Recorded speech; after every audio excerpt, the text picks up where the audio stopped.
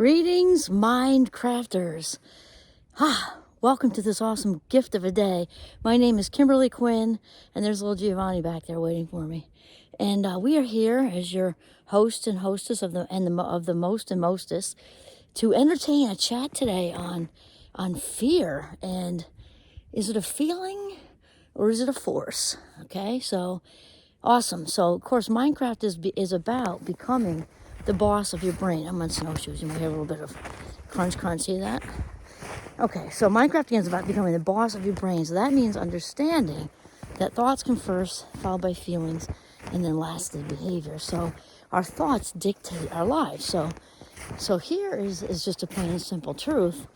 If we allow, and the word is allow, fear-based thinking, then we're going to feel fearful. That's just how it goes.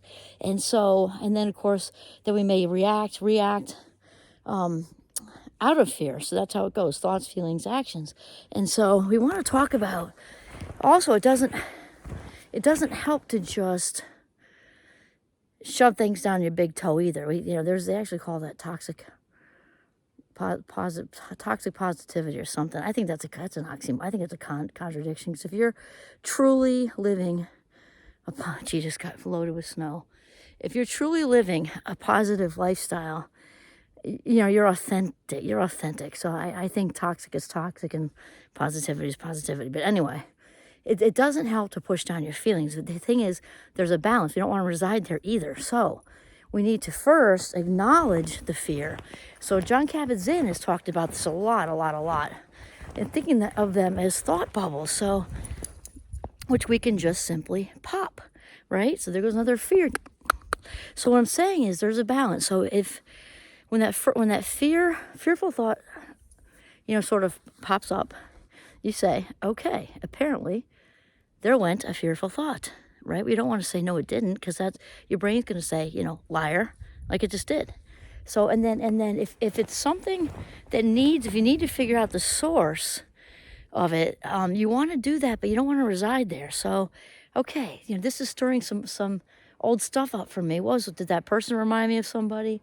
Was it, I'm feeling that shame thing from back when I was 5. What about this context is sort of, feeding that, and how can I not do that in the future? That kind of thing is sort of healthy, right, Jay? We don't, however, just want to sort of blindly on autopilot, which we know is the biggest thief of life minutes, right, Jay? Right. We don't just want to, because the fear is coming out of the limbic system, specifically tripped by the amygdala. And remember that the brain loves patterns and repetition. So just because you feel it doesn't mean it's real. And it's really important to fact check. And, feelings aren't facts, as they say, yet many, many, many people believe they are. Like, oh, that's coming from somewhere. Maybe, but there's probably like a 75 to 80% chance or more that it's not. So like if you're being chased, by, a Yeti through the mountains, then okay, maybe, but mostly the high majority of the time the brain is creating it all on its own. So it's super, super important to fact check all day long, literally. You might say, oh, that sounds exhausting. Well, not really, because once we become good at it, whatever we practice, we get good at, right? We can get our black belts, our ninja black belts in thought control and in the subtitle of fact checking all day long. Like, okay, wow, pop. Those fear thought bubbles came out of absolutely nowhere.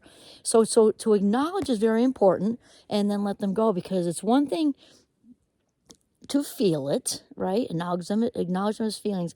And it's another thing to allow them to hang around so long that the fear becomes a feeling that then becomes a force that's stopping you from living your best life. That's what we do not want. So remember that, as we've discussed before, roughly 95 and even 96% of everything we think, feel, and do all day long is coming out of the vault of the unconscious mind. So and very much driven by the limbic system, right? Emotional headquarters, and specifically anything, threat involved, danger involved, right? The amygdala loves all that stuff. And so it's of utmost importance to fact check for that reason alone, because what's in the vault is in our hard drive, and it ain't going to change until it's reprogrammed, and that is it. So that's the main discussion today. Thoughts to feelings to actions. And then feelings are not facts. Fact check all day long. Acknowledge the fear, not shove it into your big toe. Acknowledge it, maybe massage it a little bit, then let it go on its way.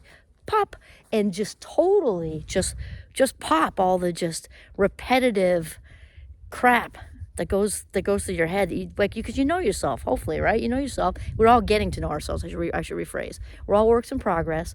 We know that if we have a particular feedback loop, oh, there I go again. So just pop, pop, pop, pop, pop. You don't even need to give that thought. Pop, pop, pop, pop, pop, pop. Bubbles. That's it. And that's it. And then start, and then say to yourself, you know what? Yeah, I did great today. Just pop like 5 fear-based thought bubbles, fear-based thought bubbles.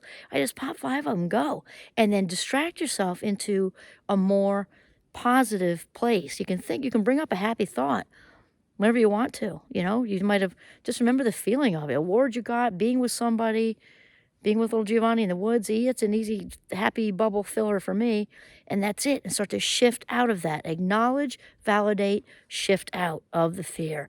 Okay, that's it. This is Kimberly Quinn and little Giovanni signing off from the beautiful Notch in northern Vermont. Have a mindful, fear-free day.